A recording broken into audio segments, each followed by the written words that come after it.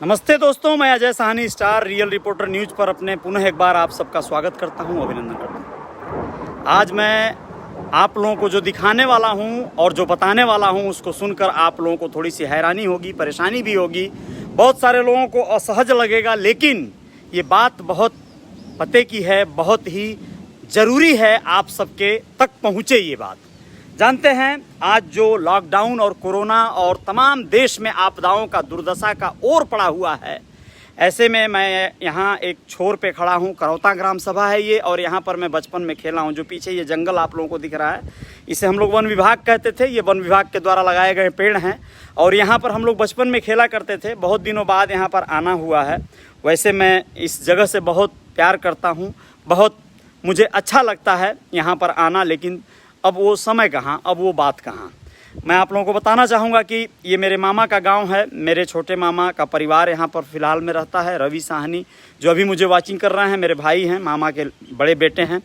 दोस्तों, मैं करौता ग्राम सभा के उस जगह पर हूँ जहाँ पर आप लोग देखिए एक नज़ारा आप लोग देख रहे हैं।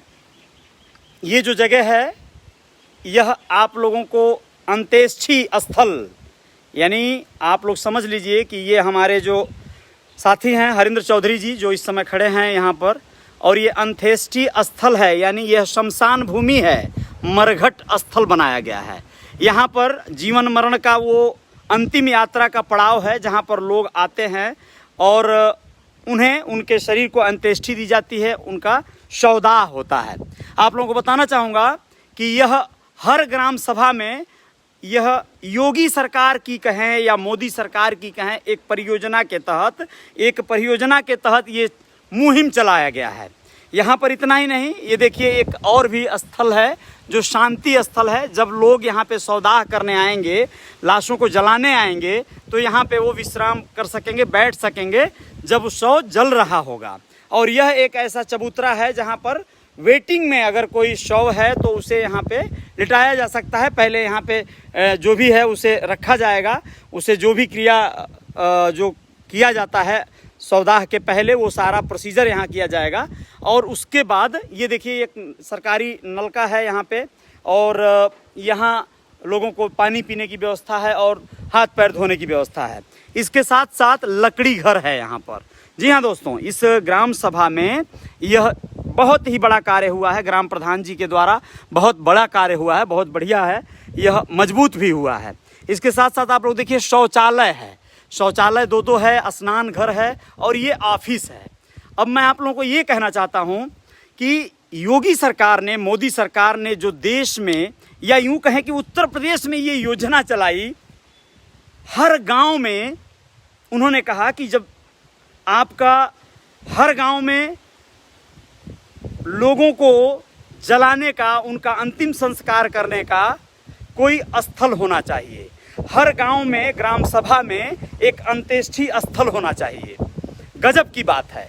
यहाँ से नदी, जहाँ पर अक्सर आज अंत्येष्टि करने के लिए वर्षों बरस से जो आम लोग हैं, गरीब लोग हैं, साधारण लोग हैं, वह लोग नदी यहाँ से महज 1 किलोमीटर की दूरी पर भी नहीं है, वहाँ पर लोग जाते हैं। ये जो दिख रहा है, ये पूरा परिक्षेत्र, आगे वो जो पेड़ दिखाई दे रहे हैं, वहाँ पे नदी है, वहाँ पे अंत्येष्टि करते थे लोग अब तक, लेकिन अब अंत्येष्टि लोग अपने गाँव में किया करेंगे। यह योगी सरकार की योजना है, परियोजना है मोदी सरकार की, हर गांव में अंत्येष्टि स्थल होना चाहिए। अरे यार, मैं कहना चाहता हूं कि जब आप लोग अंत्येष्टि स्थल को बनवाओगे हर गांव में, इसका मतलब शमशान भूमि हर गांव में बन गई, हर गांव में मरघट बन गया। तो जब मरघट बनाओगे तो मरघट अपनी ओर किसको आकर्षित करेगा?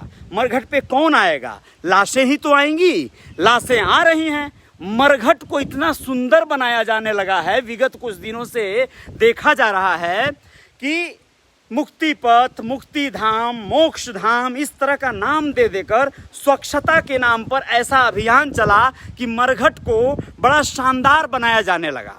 ये बड़ा शानदार बनाने की जो प्रक्रिया रही ना, उस प्रक्रिया में आपने गाहे बगाहे बहुत बड़ा एक ऐसा कार्य कर दिया जहां पर शव को आकर्षित करने वाला एक स्थल बन गया। जब हम यहाँ आते हैं तो सोचते हैं बड़ा अच्छा प्यारा सा धाम है, काश कि हम यहाँ आएं। जब हम ये अपेक्षा करेंगे, जब हम ये कामना करेंगे कि हम यहाँ आएँ तो हम यहाँ घूमने तो आएंगे नहीं, पिकनिक मनाने तो आएंगे नहीं, तो जाहिर सी बात है कि हम कोई ना कोई शव लेकर आएंगे। यकीन मानिए कोरोना काल आज जो आपदा लाया है देश में और प्रदेश में, उत्तर प्रदेश सेकंड नंबर पे आ रहा है, मुंबई के बाद दूसरे नंबर पे यहाँ पे आपको आंकड़े मिल रहे हैं कोरोना के। क्यों हो रहा है ऐसा? क्यों शवदाह जो गृह हैं, जो शवदाह घाट हैं, वहाँ पर लाइनें लगी हैं, कतारें लगी हैं? क्योंकि हम आकर्षित कर रहे हैं, वही लोग अंत्येष्टि स्थलों को आकर्षित कर रहे हैं, लोगों को बुलावा जा रहा है।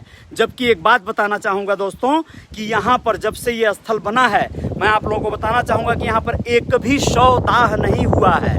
क्यों? क्योंकि यहाँ पर शवदाह करने वाले लोग नहीं आते हैं। वो लोग जहाँ आमतौर पे करते आए हैं अब तक नदी के किनारे, वहाँ करते हैं। कुछ लोग जो सक्षम हैं वो लोग वाराणसी लेकर जाते हैं अपने परिजनों के शव को, या अपने बड़हलगंज, दोहरी घाट, सरयू नदी, जो जैसा है वैसा करता है।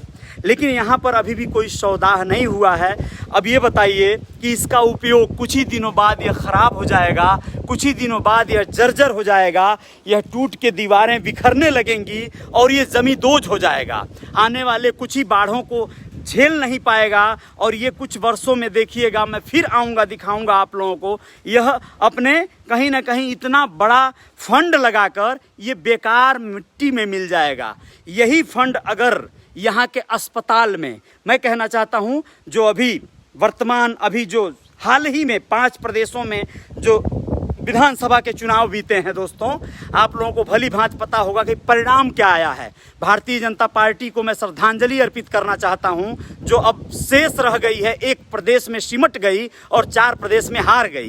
कहने का आशय ये है कि अभी तो ये शुरुआत हुआ है, यही हाल रहा तो आने वाले समय में देखिएगा पूरे देश में ये बिगुल बजेगा। और ये सिर्फ प्रदेशों का नहीं, पूरे देश का जब लोकसभा के चुनाव होंगे वहाँ पे भी इसी तरह के परिणाम आएंगे। और अब ये चलने वाला हिसाब नहीं है। ये जो चीज़ हुआ है ना, ये मुझे बहुत खटक रहा है। यकीन मानिए बहुत तकलीफ हो रहा है कि ये पैसा टोटली वेस्ट हो गया। पहले भी लोगों की अंतिम यात्राएं होती थी, लोगों की लाशें जलती थी, जहां जलाई जानी चाहिए वहां जलती थी। इसका उपयोग नहीं हो पा रहा है।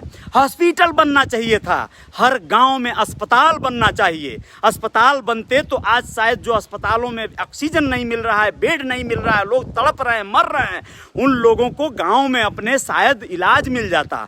आप हॉस्पिटलों में जाकर देखिए, जो अगर सामुदायिक स्वास्थ्य केंद्र कहीं बने हुए भी हैं किसी ग्राम सभा में, लगभग ज़्यादातर ग्राम सभाओं में पहले से ही सामुदायिक स्वास्थ्य केंद्र बनते हैं, पीएचसी बनती है, सीएचसी बनती है, लेकिन वहाँ पर दोस्तों कोई सुविधा नहीं होती है, कोई इलाज नहीं होता है। अगर आप उपनगरों को छोड़ दें, महानगरों को छोड़ दें, तो यकीनन कोई सेवा नहीं मिल पाती है लोगों को।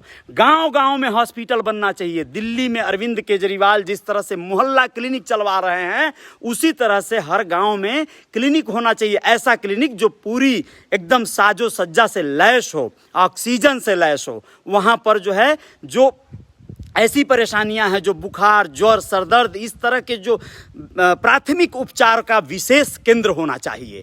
कहने का आशय यह है कि अगर ऐसा होता, यहाँ तक कि यहाँ हर इस गांव में भी, मैं आप लोगों को कभी और दिखाऊंगा कि यहाँ भी एक स्वास्थ्य केंद्र बना हुआ है, लेकिन वो पशुओं का अड्डा है। वह जो है, कोई उसमें भूसा रखता है, कोई उसमें लकड़ी रखता है। इसी तरह हर गांव का हाल है।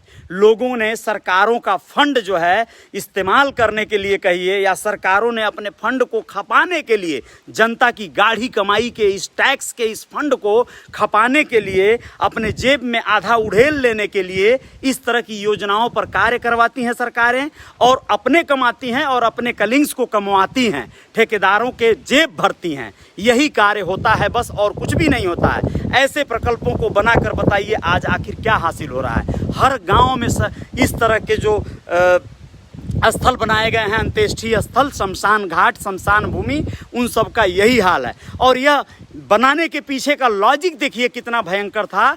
योगी सरकार ने लॉजिक दिया था कि जब आपका शमशान जो हो सकता है, कब्रिस्तान हो सकता है हर गांव में, तो शमशान क्यों नहीं हो सकता है? हर गांव में कब्रिस्तान होगा, इसलिए हम शमशान बनवाएंगे। यह बदला लेने की प्रक्रिया पे कार्य किया गया था।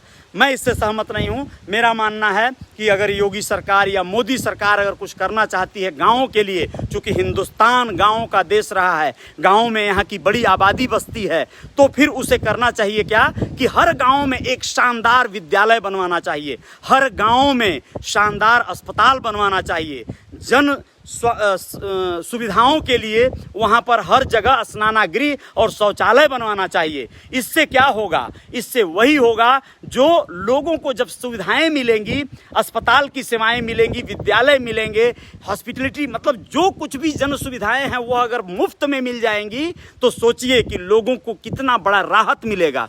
फिर इस तरह के उलझुलूल जगहों पर पैसे खर्च शायद नहीं करने पड़ेंगे लोगों को। हॉस्पिटल में लोगों का जितना ज़्यादा धन खर्च हो जाता है, स्कूली शिक्षा लेने के लिए जितना ज़्यादा लोगों को मशक्क़त करनी पड़ती है, वो शायद नहीं करना पड़ेगा लोगों को। जब गांव-गांव में ये सुविधाएं बढ़ने लगेंगी, हॉस्पिटल, विद्यालय, तो ये चीज़ों से जो लाभ मिलेगा गाँव वालों को, वो सबसे बड़ा लाभ होगा।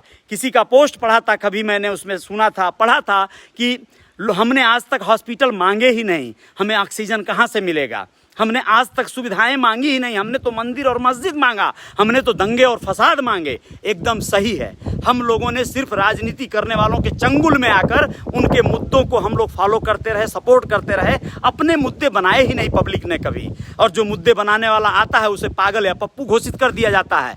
मैं आप लोगों को बताना चाहता हूँ, आने वाले समय में ज़रूरत है हिंदुस्तान को क्रिएटिव लोगों की, जागरूक लोगों की। उन जागरूक लोगों को आप लोग मौका दीजिए।